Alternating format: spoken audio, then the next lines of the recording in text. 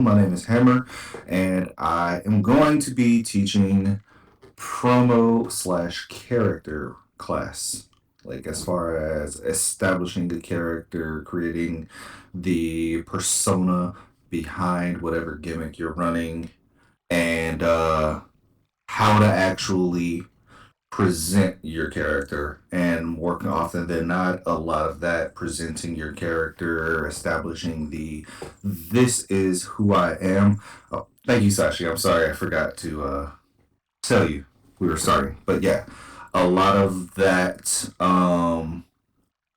beginning and actually showing this is who I am, a lot of that happens in promos. So we're gonna go over promos and all that, um, as well as touch on some of those other moments where you're conveying the personality behind your character. So we'll go over all of that. But to start all of this out, first question: what is a promo? Uh, Foxy, what is a promo?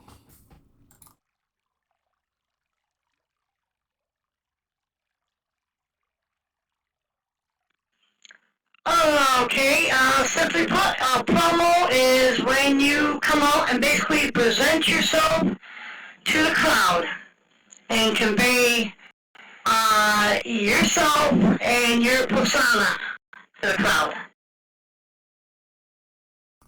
Exactly. That's all it is. It's right there in the name. Promo. It's promotion. Um, they wrestling at over the years has stepped itself up. It's evolved, added different aspects, different layers to it. The initial use, the initial creation of a promo was just that: promotion. You're promoting either your character or your match. That was what they created it for. It's just another spot, less time needed than an actual match, but you're still promoting the character to either hype up an upcoming match or get that character over whichever alignment they're trying to do. So, as I said, a lot. This is going to be some character work as well. This is going to be some of the theory and thought behind what goes into making a character. So, the first thing that you have to do whenever you're coming up with your character is ask yourself, who am I? The important points that you're thinking of. What story are you trying to tell, or what do you want to convey? Um, More often than not, whenever you come up with a character, it may be just like, I think this would be a really cool character, and that's all you need to start out with. Is I think this would be really cool. But once you start to put that character into application and you start to think about that character beyond, well, it would be really cool having this type of character to feud against this person or anything like that. Like, once you start to think longevity, what am I doing here? What's my purpose? Where do I fit in the grand scheme of whatever this fed happens to be? Because that's something else that you have to think about. All characters don't work in all settings. A good example of that being uh, if you're in Honor Pro. Honor Pro's got different rules as far as like top rope stuff that you're not allowed to do, climb, or you have a time limit on, or putting people over the ropes that you can't do, things like that. If you're a high flyer, if the majority of your move set revolves around you going to the top rope, Honor Pro will present challenges to you. It's going to limit some of what you can do. It'll make you have to alter things that you can do, things like that. Or if you're a big person and you do a lot of throws or anything like that, you got to be careful. You can't toss people over the top rope anymore. So you have to consider things like that. So if your move sets center around things like that, it, like I said, it provides, different challenges. So you have to consider that, and it may not be a place that works out. Um, but that these are questions you have to ask as you're creating your character. Um, but then also something that you need to think about, because no matter how cool your character is, no matter what your thought process behind your character may be, this all boils down to we are here to entertain the crowd. So when you're thinking about what story am I trying to tell with this character, as important as it may be to tell whatever that story is, you have to ask the question, will this resonate with the crowd? Is this something the crowd can be interested in, that they can invest in, or anything like that?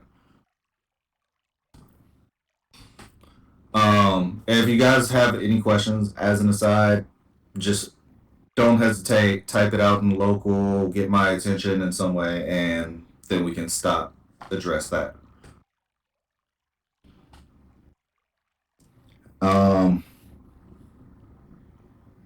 the biggest thing that you need to think about, the biggest thing that you have to be concerned with, is making sure that you create a character that the crowd can get behind, that they can invest in. And when I say get behind, that doesn't mean the crowd needs to cheer you. If you're a heel, the crowd being behind you is the crowd hating whatever you do. There's characters that the second you hear a note of their music, you're getting a very, very noticeable reaction. Like, think about anytime you hear Charlie's music starts. As soon as you start to hear Rise, every everybody loses their shit. As soon as you hear the Woodsman's music start, everybody loses their shit. As soon as you hear whichever song Eris is using this week, everybody loses their shit. Um, so like, you have to build a character people invest in. Once they're invested, once they actually care about your character, it opens up the avenue for you to do all types of stuff. Think about, like, when you guys are writing your wrestling match, you don't high spot right out the gate. As you're telling your story, you start to invest in, okay, so this person's leg is hurting, but they normally use their leg. And so, how are they going to do this? Oh, they were able to pull off this move off of one leg, and they were able to get them down, and they went for the pin, and they didn't get it. But they got up, and they hit their finisher, and then got a near fall, and the crowd's like into it now. The crowd is hyped in that moment, because they've seen this person's leg get hurt and have to fight through all of that, and now they've got this really high spot, and that's where they get the crowd reaction. You have to get them invested into it, and then you can do whatever. And it's the same way with your matches, it's the same way with your characters.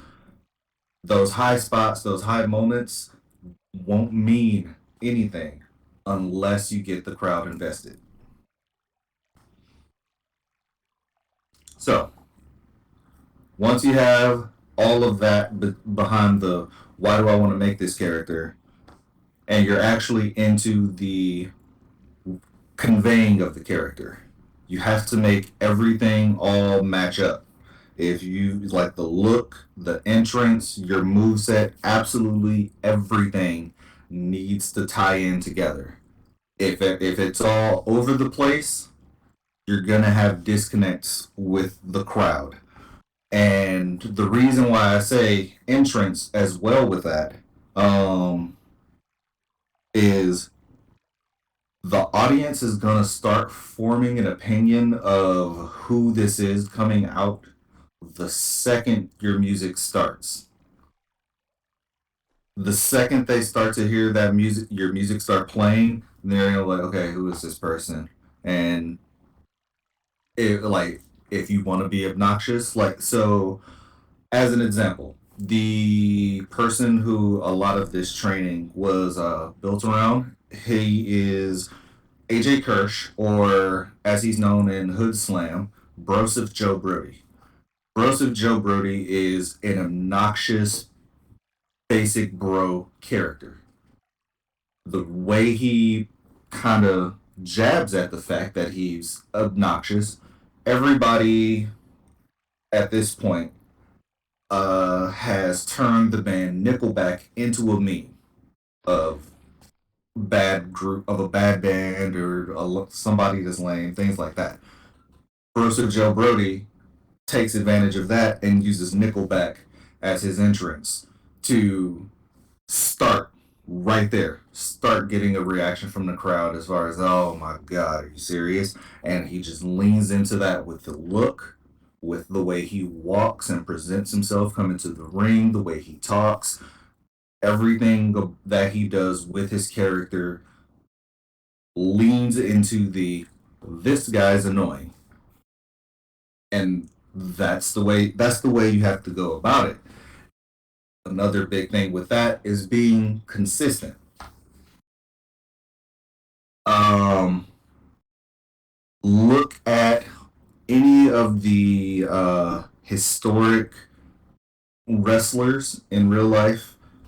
They all have, at this point, iconic music. Um, I am a real American. Like that's Hulk Hogan. As soon as you hear the glass break, that's Stone Cold.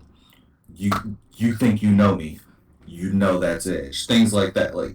And for the most part, sorry about that. For the most part, you never see any of that change. You never see them switching up the song. They may flip the video around, have the video match whatever their new look is, but like once you've got that music, the crowd knows, they tend to stick with that. You really only see music change and things like that when you see gimmick change. Um, because that consistency helps the crowd identify, connect to you. Now, with your characters, don't get overly invested, or not overly invested, overly in depth on backstory. Everything as far as like initial reactions and stuff, it's all very fast. You don't have nearly as much time as you may think to this is who I am. Um, a lot of that takes some time and a promo or two to actually get that started, get that ball rolling. So your best ally is simplicity. Don't overcomplicate it. Over time, add layers, give a little bit here, then give a little bit later, and a little bit later. Don't try to jump out there, boom, this is me. Right out the gate, you'll overwhelm the crowd. You won't be able to tell everything. You'll miss things. You will miss more than you will hit if you try to give the entire backstory. You're like, just give a little bit at a time. And the best way that I've seen, that I've learned to do it, is describe your character in 3 to 5 words and start with that, and then build, and then build, and branch out. And eventually, you will have this huge tapestry of a backstory that you're able to show and give people to go off of and things like that. But in the beginning, just keep it as simple as you can. Um, and sometimes that helps you out more because if you create this super complicated backstory, then when this other thing down the line happens, well, now you've pigeonholed yourself into whatever you were saying. So you restrict the amount of evolution that your character can do. You restrict what directions your character can go. You've cut their career in half right out the gate. So sometimes saying less is more. Um, as far as simplicity,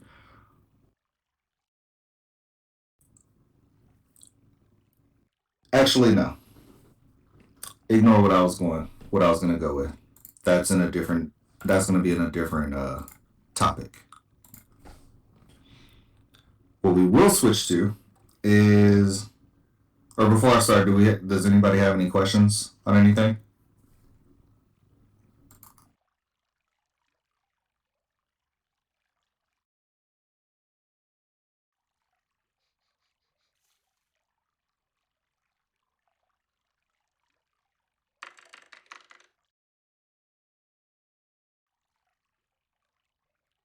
All right.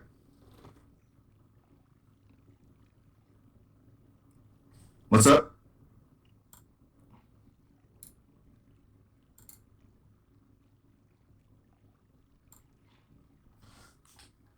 What, one sec. Thoughts on?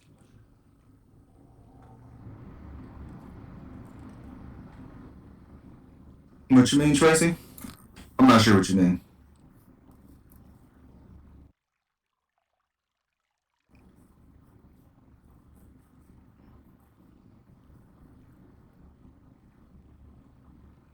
And gimmicks play a role in your promos. Yes, gimmicks absolutely play a role in your promos. Um, which that is the next topic that we're getting into. So I'm gonna hold off on it, going more into it right now.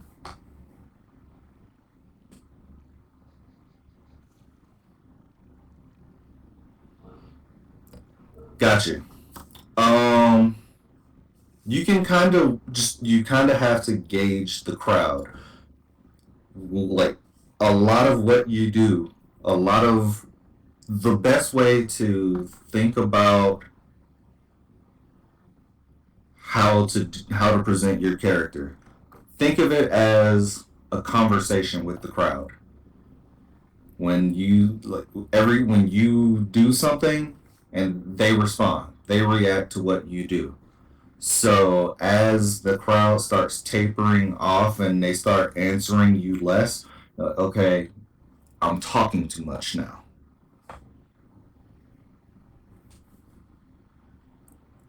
Does that make sense? Did that answer your question?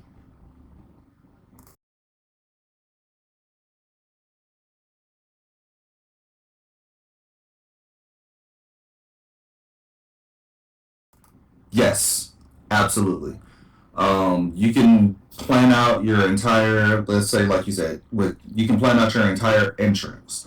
Maybe you want to high five everybody, and then you want to do a pose in the ring or anything like that, or maybe you want to do a dance in the ring, or jump up on this corner, then jump up on this corner. If, like, read the room and watch. If it seems like it's kind of dragging, it seems like you're taking too long. Be ready. Be thinking on how can I change this? How can I simplify this and transition to the next thing before I lose the crowd?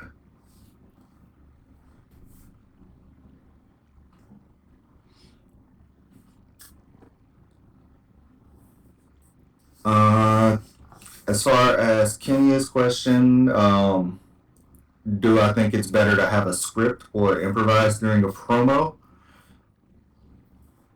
That is entirely dependent on the person.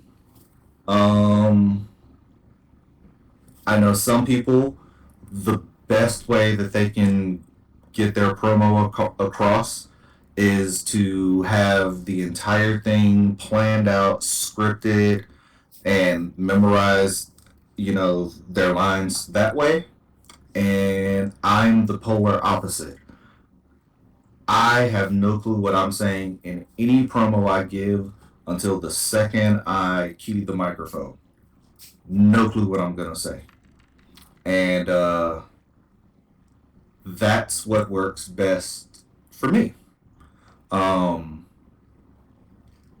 Either way, you have to work on it. You have to hone what you're doing. Um, but you need to be able to have a little bit of both because like I said, I'm a completely improvised speaker. But if I'm going against, let's say, Rachel Dune, who does not speak, they type their promos. Rachel's not typing the entire paragraph of conversation right then and there. Rachel has it scripted out, planned out, and then copy paste. So you have to find an in between. You have to be able to work with that other style as well. So in that regard, I have to plan a little more and at least give the bare bones of this is the topic that I'm going to talk about. These are the points within this conversation that I'm going to make.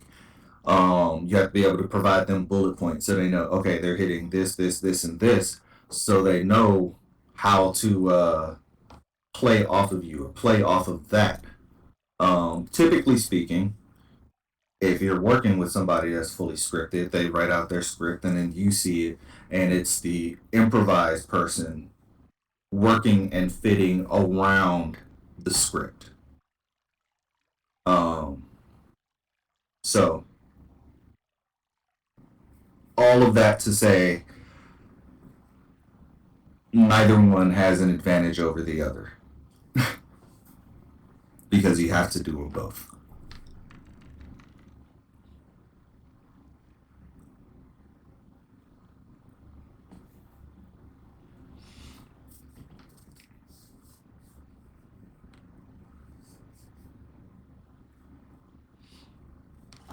No problem.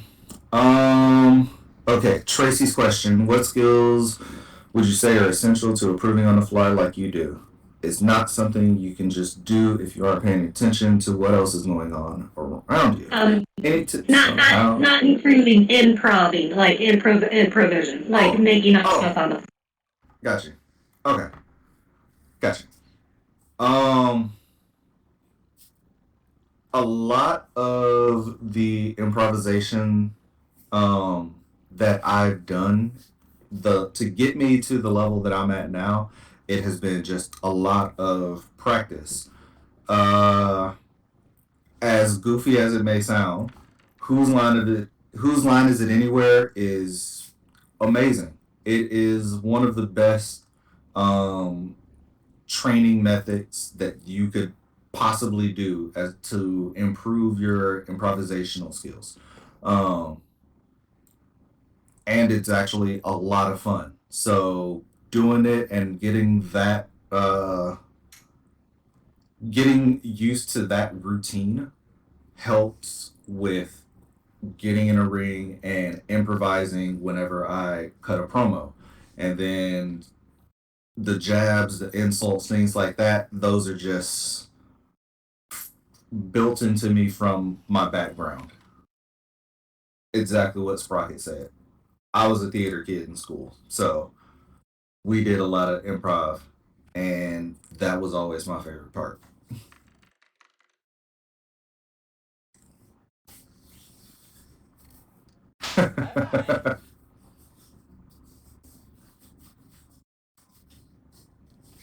Yeah.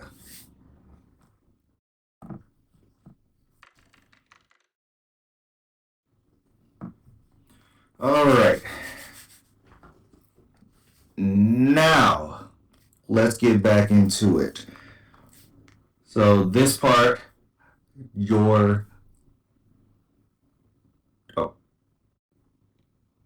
yes, exactly that. Everybody's different.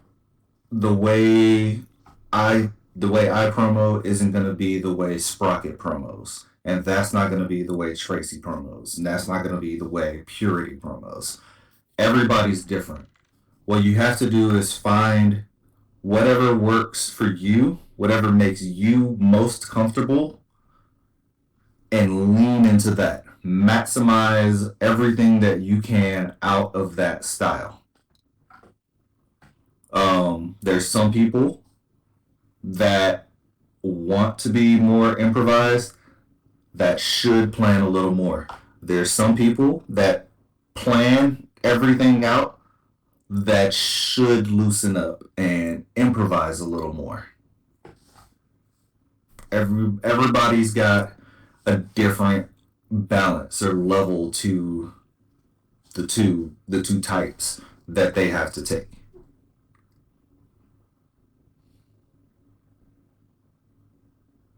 Yes, what Kieran said as well. If you're going to be an improv person, in that moment, you're saying yes. Whatever the planned person is going with, you have to be prepared to go that direction.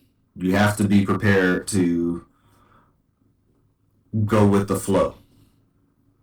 And because if I come out here and I'm cutting a promo with Lyra and we're supposed to be creating a tag team, but all of a sudden now I've said like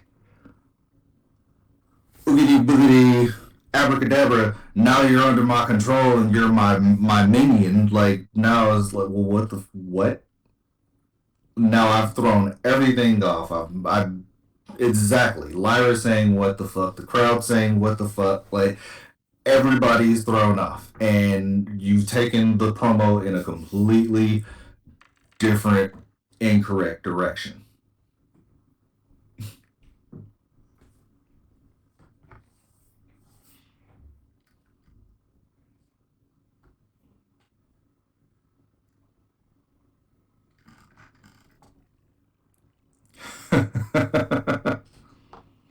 Exactly. It's going into business for yourself. One thing, and this is a point that I'm bringing up later in this talk, but I'm going to bring it up here as well. One thing that people don't consider um, nearly enough. It's not thought of 80% of the amount that it should be thought of. But like everything, even against your opponents, you are supposed to be building everything. Everything should look more viable. Everything should look like more of a daunting challenge. Everyone is a threat. Like every that you should be building everyone. If you're not building whatever it is, if you're not building the title, if you're not building the opponent, whichever one, then you triumphing over it, you accomplishing whatever it is, mean nothing.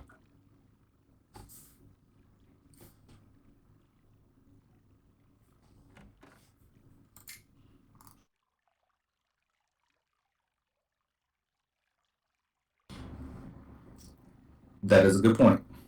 Um, we'll get to that one in a bit, Tracy. I'm gonna put a pin on that one. Oh, good, Cameron. But yes. So we'll get to Tracy's, and so now we're about to answer Beans' question, to an extent, and we're gonna talk delivery, the way you just speak. You have to ask the questions for your character. What would this type of character's speech patterns be? Beyond how the character would look, how would they talk? Um, and when you're determining what your speech pattern is, play to your strengths.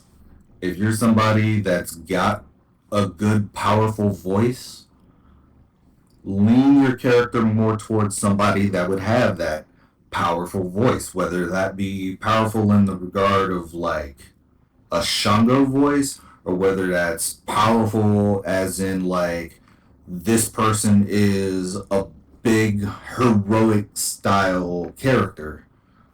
Um, lean into lean into that.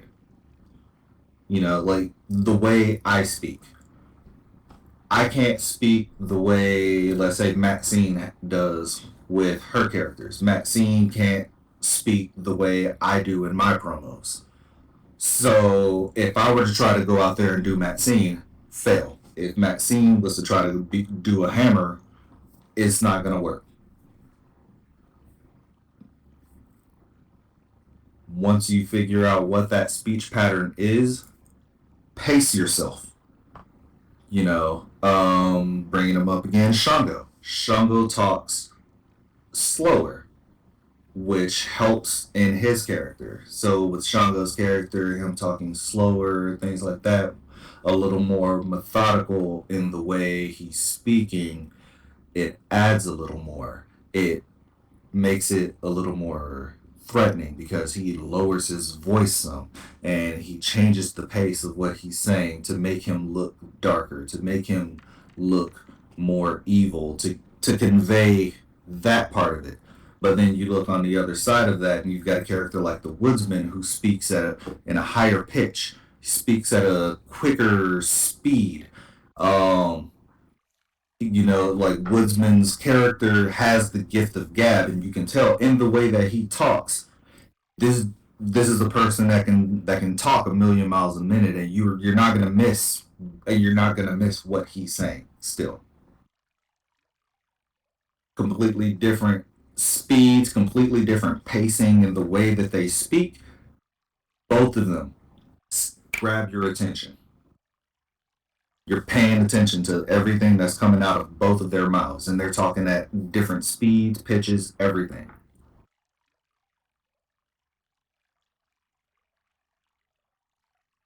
So once you determine this is how fast I'm talking, this is how I need to slow myself down. This is where my character pauses to add a little something different on it. My character adjusts however I want to speak, makes the character something completely different. And once you get that stuff down, practice, practice, practice. Whether you're an improv promo, whether you're a completely scripted promo, and even actually if you're a typed promo, practice talking that way, practice typing that way. Get it to be something that comes natural to you so that when you flip the switch in your head to become that character, it's second nature. So, like, with me, for example, the way that Hammer speaks is drastically different than the way Calvin Queso speaks.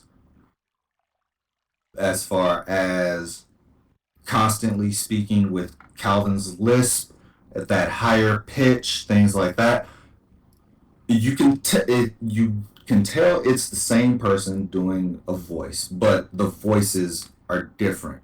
The way that they speak and everything like that is different enough where it's a different person, so to speak. And the only way you're able to accomplish something like that is through practice. Otherwise, it doesn't matter what character you do, you're the same person. An example of that for those of you who have seen would be the voice that Sprocket uses in character. Way different from normal voice.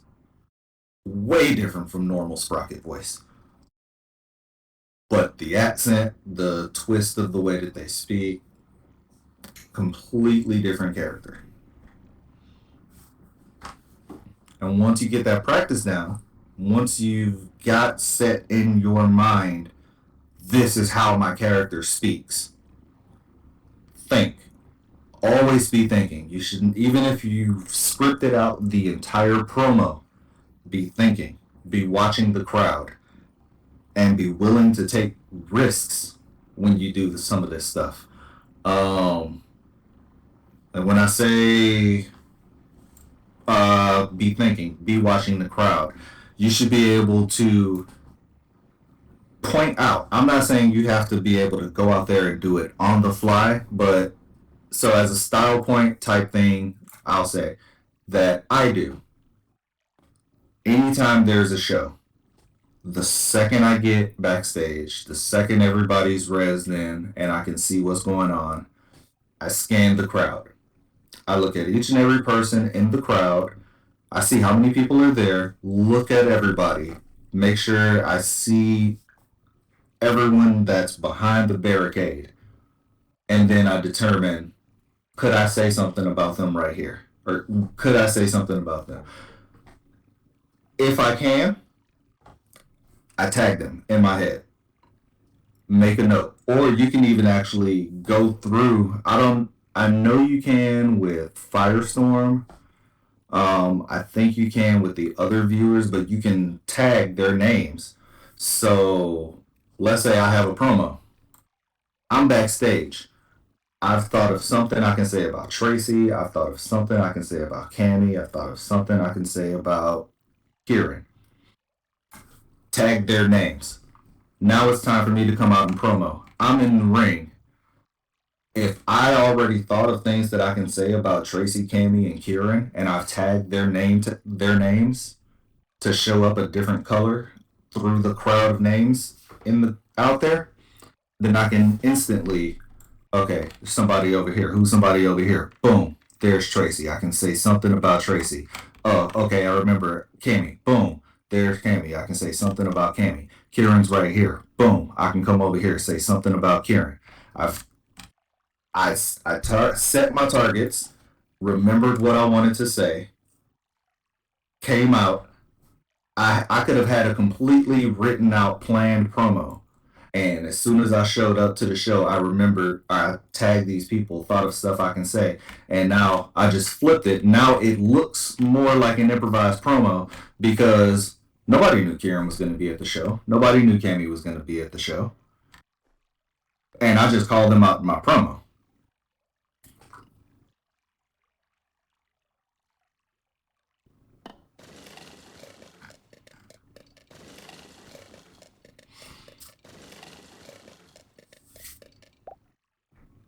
Yes and no. You shouldn't turn the focus of the promo turned away from you, but the crowd invests by, if you ever notice, the best personalities out there, the ones that get the best reactions from the crowds, they involve the crowd. The crowd wants reasons to cheer or boo.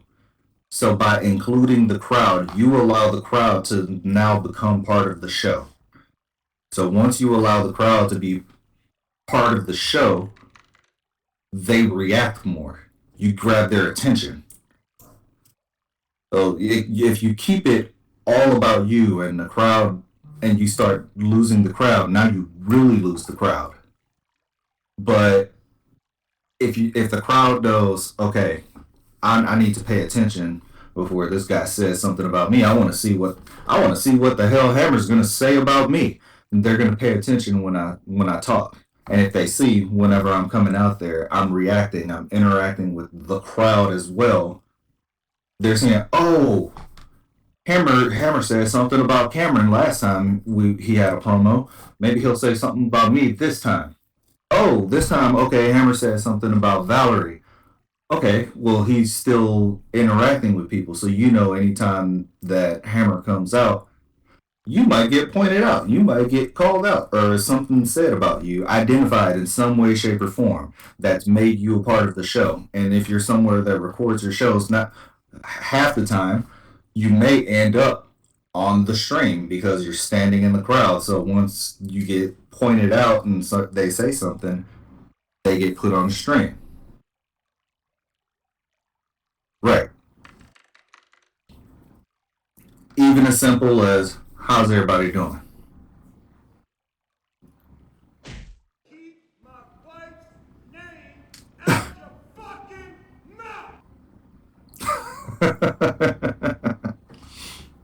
Calm down, Will. But like I said, including the crowd will help get those reactions. Like I was saying, take risks. Do something out of the ordinary. Do something that, right, exactly what being said. But do something that gets them interested. Uh, a good example of that being the gimmick of Grand Reverend Falcon. So you took this character that was this fast talking, tweaking little weirdo, and suddenly he became a pastor, the Grand Reverend. Changed the way he speaks, changed the way he presents himself. Now he's coming out instead of looking like he just stepped out of Grand Theft Auto Vice City. Now he's coming out dressed like a reverend, speaking the Bible, things like that. Completely different character. Could have been a complete crash and burn, but Falcon took a risk that hit it out of the park. Was one of the most entertaining things for the longest time.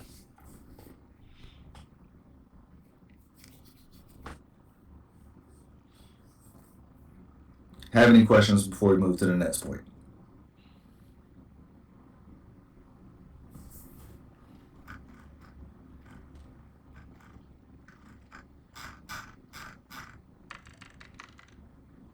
Uh, yeah, pretty alright guy, but kind of a crackhead. Not the brightest bulb in the pack, but you know.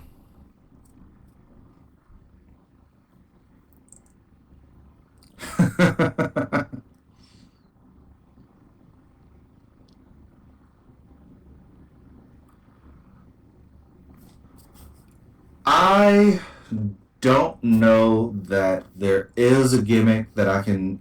No, I take that back. I take that back. There are definitely gimmicks that you should avoid.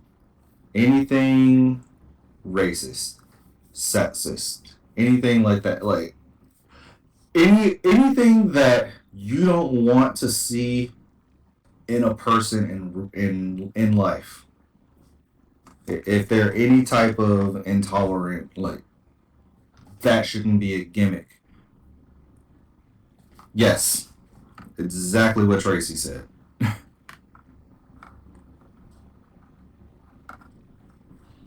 Um, I am of the school of thought that while some of the traditions, some of the old tropes of wrestling may have been entertaining or anything like that, we are in a different time period. So some of those old tropes, some of those old gimmicks, things like that, were fun for their time, but that time has come and gone. So one that you'll see a lot of, um, or saw a lot of, is the big foreign heel. If you were Russian, you were instantly a bad guy. If you were Middle Eastern, you were instantly the Arab speaking villain. Um, the era where xenophobia gimmicks has thankfully died. Um, that's a good one. That is a very good one, Strike Era.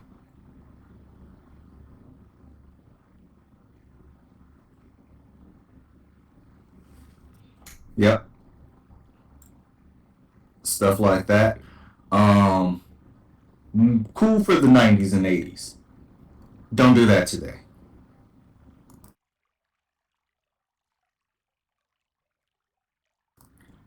Yes, absolutely. Um, I actually have that on here as something to bring up.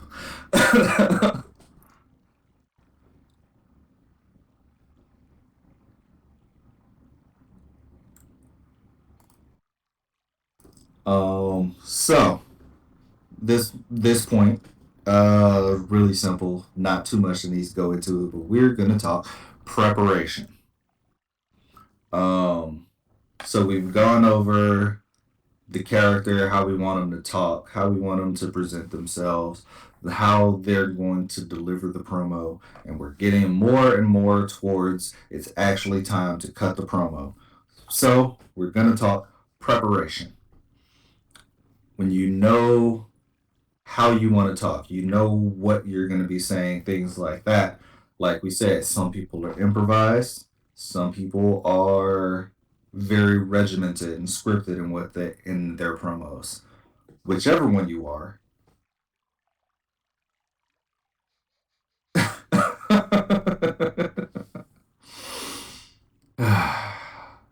we're going right up to H.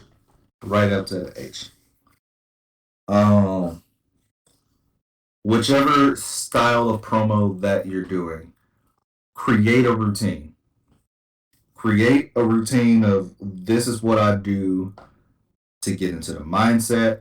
This is what I do to make sure that I can get whatever I'm trying to say out without flubbing and all of that. This is everything that I have to do to lead up to time to talk. Create that routine and stick with that. Establish it, do it every time, make it just a part of you. And that goes for speaking and typed. If you're typing, is everything all written out? Another step in preparation for you if you type your promos, get with comms. I think majority of us, if not all of us, come from feds that do pre-show meetings. So when you get in that pre-show meeting and you know who the commentators are going to be for that show, yes, it's an hour before the show, but poke your commentator. Give them a copy of what you're saying. Maybe take that extra step if you're doing it typed and type in like say this paragraph this way or put some emphasis on this word right here. However you want to put those notes in there to catch their attention so they can look at it, read it. It's like, okay, cool, I see what you're trying to go for here. Get with your commentators. They're the ones reading with you. Discuss with them how you want your words put out there, how you want your character conveyed, because the commentators are not you. They're providing a voice for you to get your message out there, which means they don't know necessarily the thought or emotion behind whatever you're trying to say. So get with them ahead of time so that you can help them help yourself so that they can get you over the way you want to get over.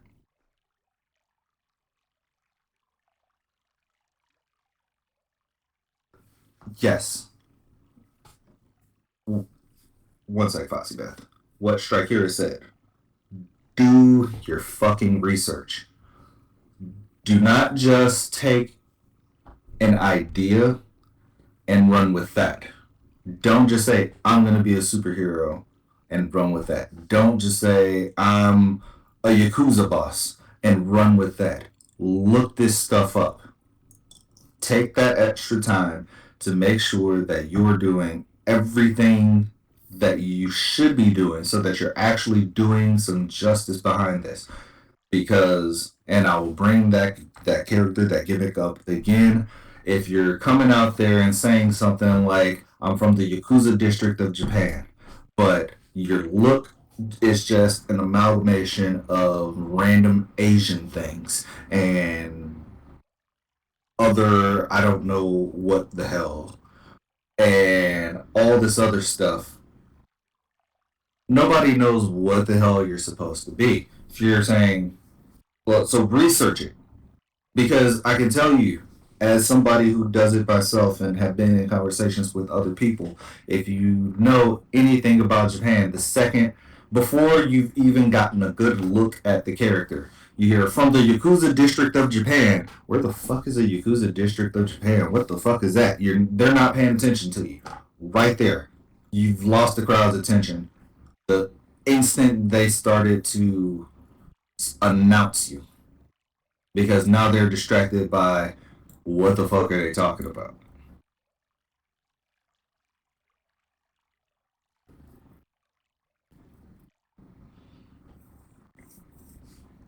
There's ways to do what to do that, Foxy.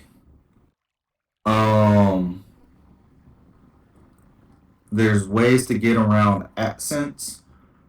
Uh, work it into the way that you speak or in the way that you type. So if you're typing, um, you you know how typically you see Southern speech typed out. Type that way. Work out the stylings of what you would say and practice typing like that so that when comms are reading it, even if you don't put in there type with the or say this with a southern accent, you kind of lean them into saying it more with the southern accent um, by changing the way that you type.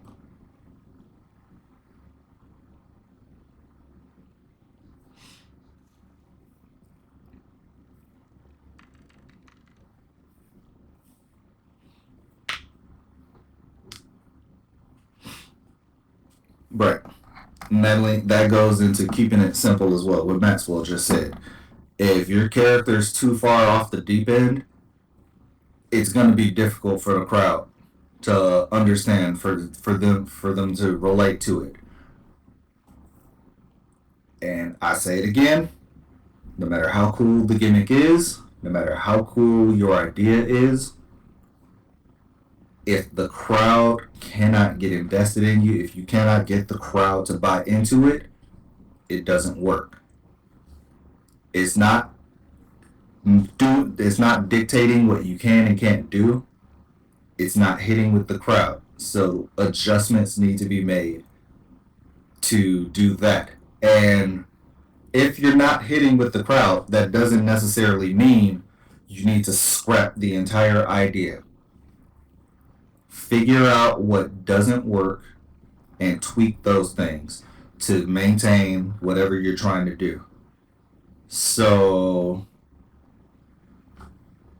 if I were at this point, Hammer has changed drastically from what he started out as. Hammer started out as a military person. He was ex-military asshole. Over the years, Hammer has transitioned to a point where he's no longer seeming like he's no longer a military gimmick. So if I came out here and I was talking about being in the military and all this other stuff, they can't connect with what I'm saying. I don't look like I was military at all.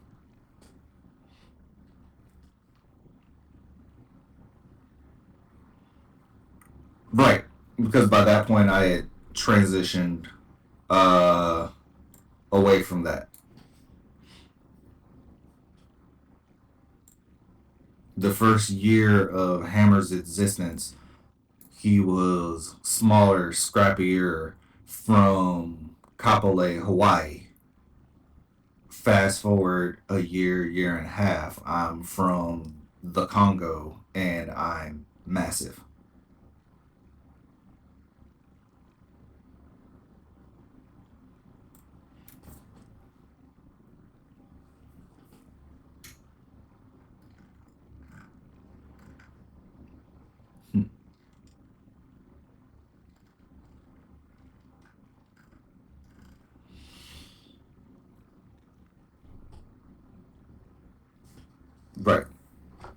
always evolve. Everything that you do, make it mean something. Make it something that can connect with the story that is your character. Now, we're actually talking Showtime. You're in the ring for your promo.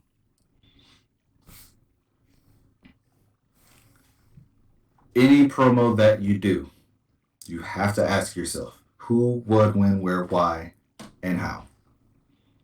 Who is my promo against? Is it me and the crowd? Is it me and a person? Who am I promoing with? It's almost a trick question because it's always the crowd. The promo is always with the crowd. That may be you in the crowd or you this other person in the crowd, but the crowd is involved in every promo you do. They are a part of that promo. What is the topic? Why are we out here? What is the reason why I am what is my justification for taking up time in the ring? Because for everybody behind that curtain, that is the most important time. Whatever time the show is, that is the most important time. So every minute in that ring counts. Why are you taking up time in the ring? When is this taking place as far as in the storyline, in the show, like what's going on surrounding everything else in this promo? Um, where is this taking place? Is this an in the ring promo? Is this a backstage promo? What is the setting? Wherever the setting of the promo is can adjust what type of promo it is. Me cutting a promo just standing right here is a lot different from me jumping out of the ring and coming all the way around to the crowd and talking to the crowd, or coming over here and jumping a barricade and going out into the crowd or anything like that. I've made it a completely different promo by changing where I am. Now, why are we cutting this promo? As we said, promos are promotion. You're either promoting yourself, you're promoting a match, you're promoting a title, something. Everything that you're doing is promoting something. Why are we here? What are we promoting? And you have to keep that it. Keep the main point the main point. You can talk about other stuff, you can go to side topics or anything like that. But if the promo is about the world title, don't talk about your childhood as the focus of the promo. We're not here to hear the backstory of you. We're here to talk about the title. You can use that to talk about, but your childhood, your backstory, whatever, but bring that to, and because of all of this, I'm going to get that title. Something along those lines. A good example of that, and an outstanding promo to watch, go watch the promo of MJF versus CM Punk before their last match, where MJF talks about his childhood idolizing CM Punk. That is one of the best modern day promos I've seen. And he did it excellently. He built CM Punk, which is something I said before. Build your opponent. He built CM Punk. He he brought in, for newer fans who have not heard of CM Punk, he brought in all of this backstory about CM Punk and how it made him feel as a child, as somebody who built or who was a fan of CM Punk. He built CM Punk as this is the person that I grew up watching. This is the person that I put on a pedestal. And now I have to come from that past and destroy you. And this is why it's taken that twist and built up to this point. He talked about his past. He used that to build backstory to add another layer to his character. He built his opponent and he brought that back around to the main point of this Saturday we're going to be punching the shit out of each other. And got everybody that much more invested in seeing them punch each other in the face. Last but not least, how? How is this taking place? And how are we supposed to look at the end of this? Sometimes you can't look strong. Especially if you're a heel, sometimes the plan's supposed to get foiled. Sometimes you're supposed to look like the coyote, not the roadrunner. And sometimes it's supposed to go the other way. Sometimes the face is the one who has shit blow up in their face. Sometimes the face is going to stumble and fuck up.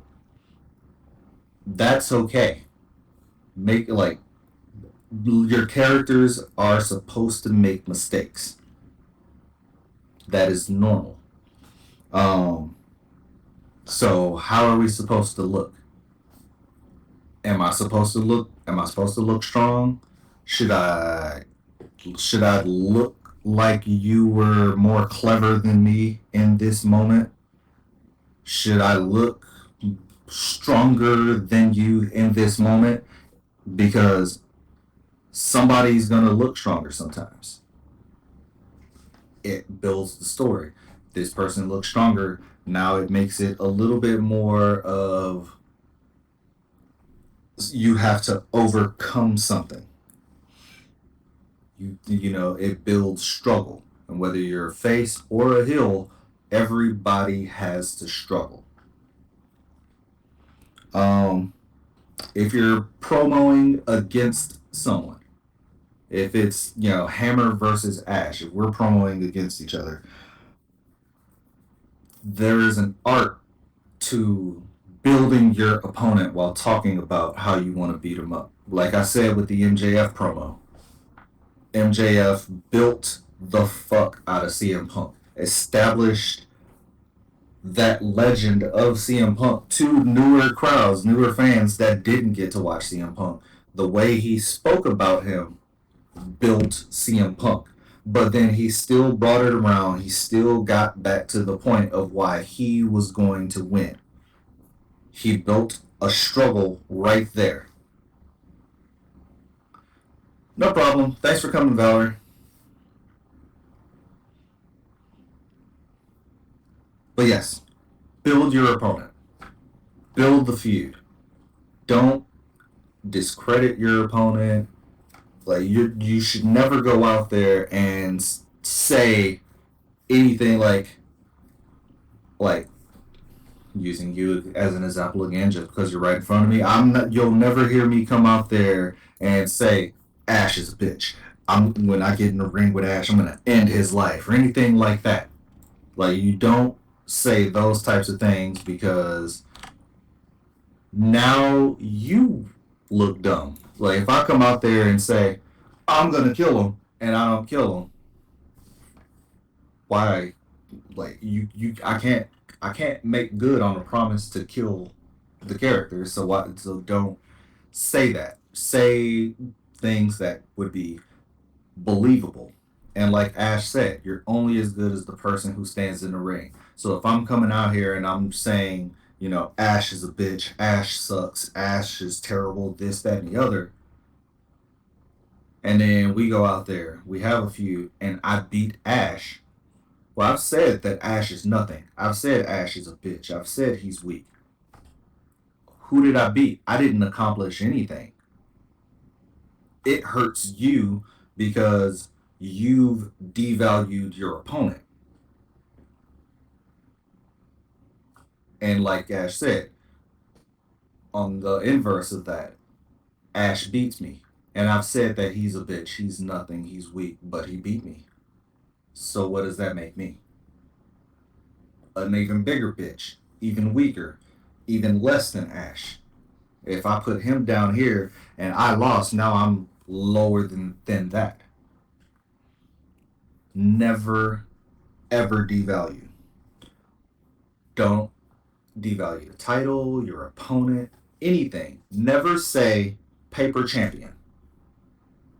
Never say paper champion. That is one, that is a huge one. Saying paper champion is equivalent to saying that that title means nothing. If that person is a paper champion, they they don't mean anything. They're not actually a champion. Yes, they've got a title, but they're not actually a champion. Which means if somebody that's not actually a champion is holding the title, that title doesn't mean anything. Anybody can hold that. Anybody can accomplish that.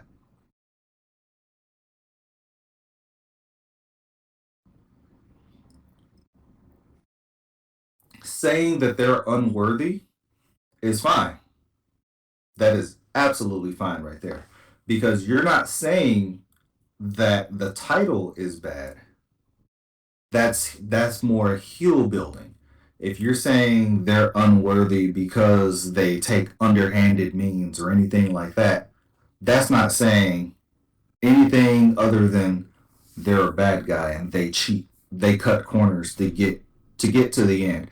You're both still that one establishes another wrinkle with them, establishes that they'll cheat or cut corners or anything like that, but it also still builds the title because now that's saying that this person's willing to lie, cheat, and steal to get to this point. This person's willing to cut whatever corner they need to do to get to this ultimate prize.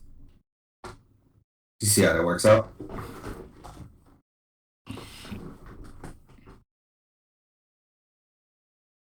Yes, exactly. It's how you say it, how you explain what you're saying. I completely agree with that. But what Tracy just said, you can say anything as long as you deliver it correctly. If your delivery is behind whatever you're saying, you can get the crowd to go with whatever. I have honestly had promos where I had no clue what I was saying.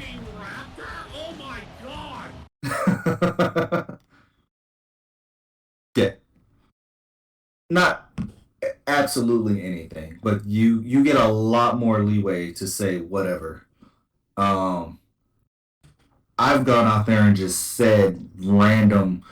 I told somebody I was gonna wipe their my ass with their glasses and then put it back on their face, but the way I said it fit with how I was talking, where nobody was like, "You're gonna stick somebody's glasses up your butt? What the fuck?" They just like, "Oh shit, that was good." Like they were invested because of the way I said it in that moment. But yes, I've threatened to stick someone's glasses up my butthole before in a promo. Um,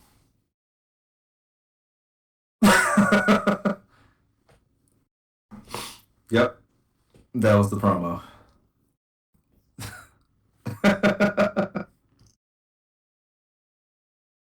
Now, the last topic before we wrap up the recorded portion of this is we're going to talk about weaknesses. Like we've said, like I've said already, and I know I've heard others say it in some of their training classes, the struggle is what makes the story. Everything, like everything that we do, when it all boils down to it, it's overcoming a struggle. And that does not just go for faces. A lot of people tend to think that the only one that is showing some or should show any type of overcoming adversity is the face, but that's not the case. The the heel is a face in their mind. So you have to think about it that way. The heel is good and justified in their mind and what they're doing. It ties into that the winner is always seen as the good guy in history, things like that. Right. Like everybody's an evil subjective. There's no right or wrong, only motives, things like that. We're all trying to do the same thing. It's just a matter of how we get there. There you go, right there. That's the quote I was trying to think of. Thanks to gravity. History is written by the winners. Um, so the hill, when you're creating your stories, when you're presenting everything, that hill is overcoming the face. The face is there to stop them from whatever their goal is, and they've got the justification in their mind of why they deserve to accomplish this goal. And here's the face providing an obstacle for them. How are they going to overcome this? What underhanded means are they willing to use? How low will they go to beat that face to get to their goal?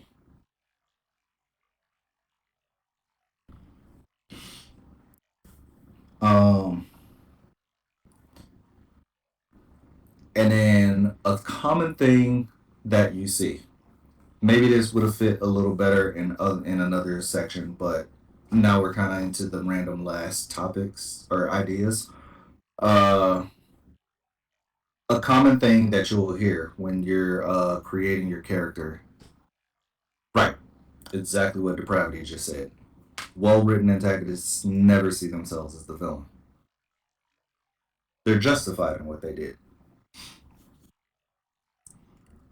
But a common thing you'll hear with people's gimmicks or when they're like trying to convey their character is um, this character is just this aspect of the personality turned up. You always hear people say that. You always hear the turn up this portion of the personality. The question that should also follow the turned up person like this turn up this part of your personality. Why are you turning up that part of the personality?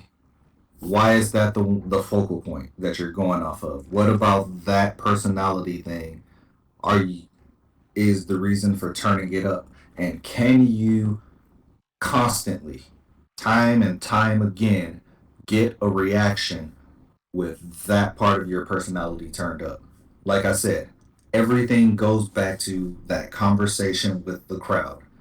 We're having a conversation the entire time you're presenting your character. Everything that you're doing is a yes or no conversation with the audience. Cheer is a yes. A boo is a cheer or a boo is a yes. Silence is a no. That's a very important thing for people to consider. A cheer or a boo is a yes. As long as you're getting a reaction from the crowd, you're doing something. Exactly. If the crowd isn't reacting, you're doing something wrong. Um, which as a thing, this is kind of more directing. Uh, at least when I was in VWE, there was a rule within VWE. If you're at the shows, if you're watching from the crowd, sell the characters according to what they're trying to be. So if Isabel's a heel, I am a wrestler. If Isabel comes out there, don't don't go cheering Isabel. Yes, Isabel is sweeter than hell out of character. Isabel, the character, is an evil bitch. So, yes, that is your friend. Yes, you love Isabel, but don't cheer Isabel because you cheering Isabel hurts Isabel being a heel. If they're supposed to be bad guys and you're cheering them, you're hurting them being a bad guy. That hurts whatever they're trying to sell as far as their gimmick, and vice versa.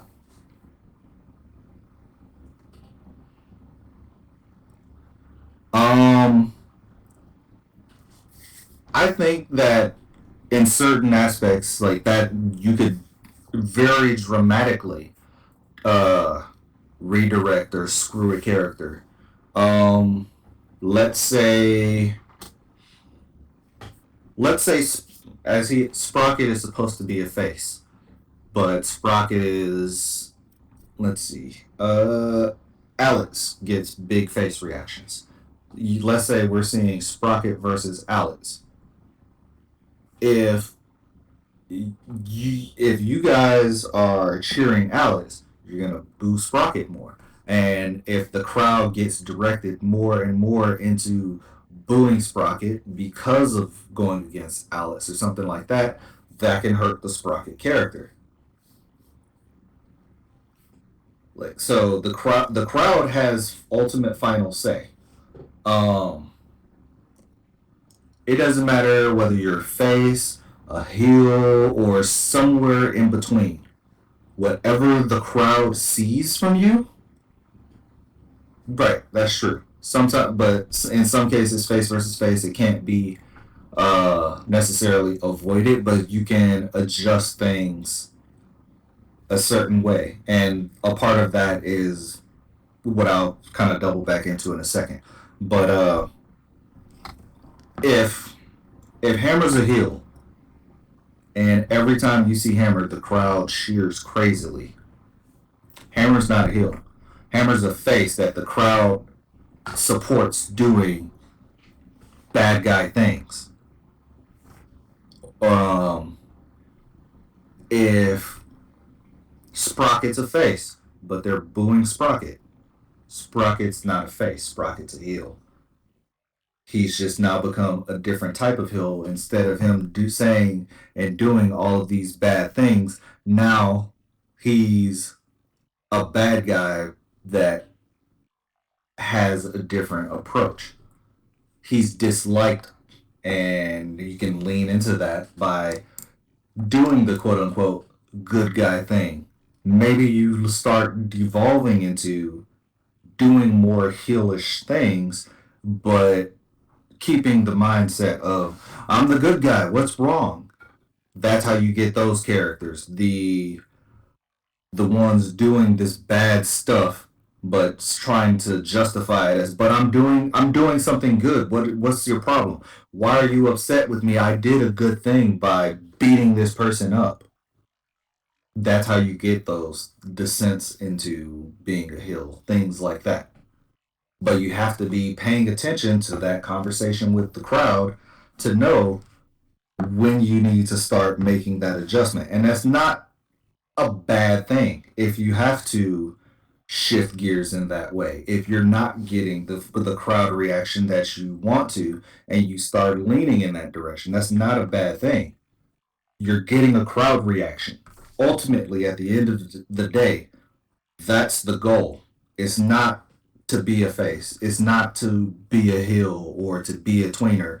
It's to get your goal and objective is to entertain the crowd and get a reaction out of them. It may not be the reaction you wanted to get for based off of whatever down the line storyline, but you're getting a reaction and you can either find a way to redirect that reaction or you can lean into it. But trying to ignore it and continue down the same path doing the same things, You're gonna eventually lose the crowd and get no reaction.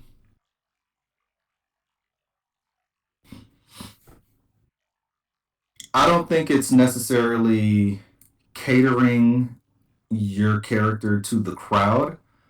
It's having a conversation with them about what works and what doesn't work, what's resonating with them and what isn't resonating with them. If you're saying, I'm a good guy, and the crowd is booing you, okay, well, what about, I'm supposed to be a good guy. What about me makes you boo me? And start tweaking that, start adjusting that. You find out what doesn't work and make that tweak. Yep,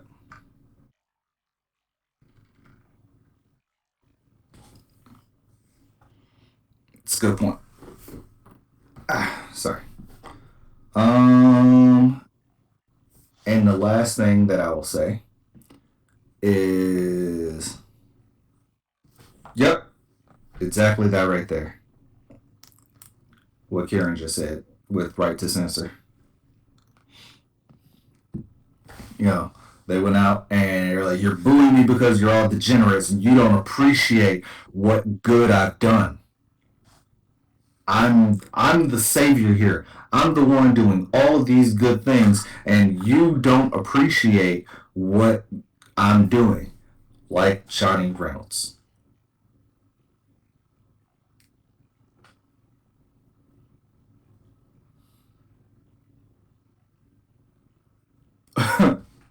Exactly. And then, like I said, make it unique. There is no harm, no issue, no problem with taking inspiration from real life wrestlers, from real life characters, from other SL wrestlers, or anything. There's no harm in taking inspiration from something else. Literally everybody, unless they're just going out there and being themselves, everybody is pulling inspiration from somewhere else to make themselves. But be original. Put your own twist on it. You're not gonna do The Rock better than The Rock. You're not gonna do Stone Cold better than Stone Cold. Don't replicate that. Find your own way, your own twist um, on whatever it is, and go with that. The crowd will be able to see through you just impersonating somebody else so fast. And the second you do, now they're not paying attention to your character. They're not paying attention to whatever you're trying to say. Now they're just going to be paying attention and picking apart everything about your character to see just how much you ripped off whatever. So you may have been trying to get over this very important aspect of your character, and it's lost because they were too busy having a conversation. And like, oh my God, he's even got the Undertaker's MMA gloves on. Oh my God, this guy's just the Undertaker. Like what? Like what? Listen to the way he's talking. Like they're not paying attention to what you're saying. They're paying attention to all of the similarities.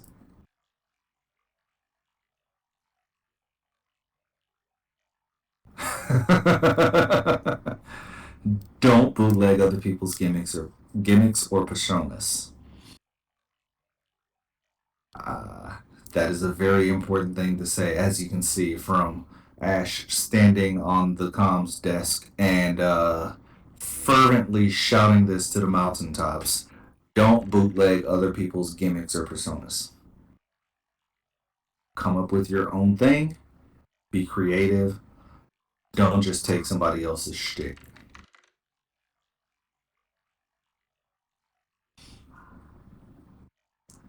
Does anybody have any questions?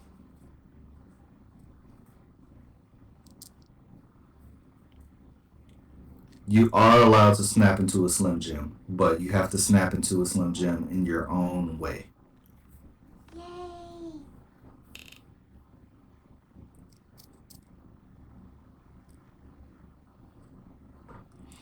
All right. Then, oh, wait.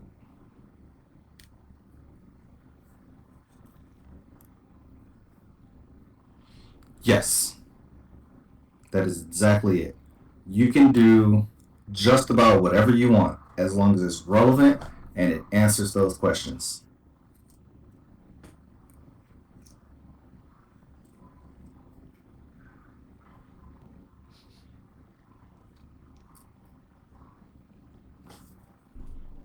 Right. Whatever you're doing, have some kind of connection to it. Make it something that can resonate with you.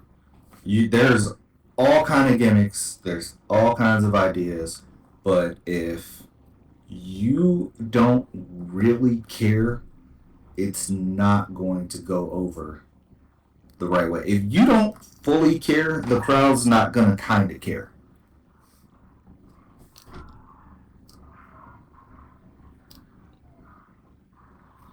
What's up, Tracy?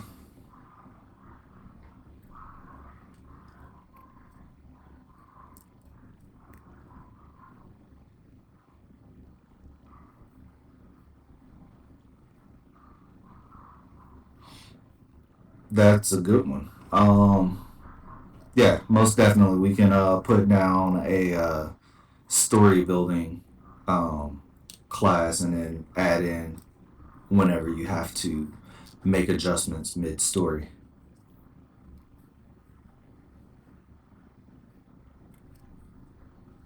That'll be a good class to have.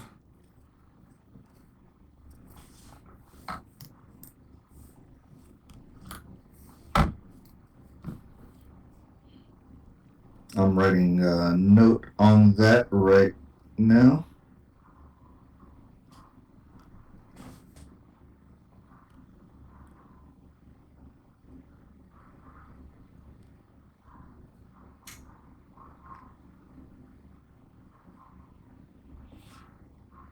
All right,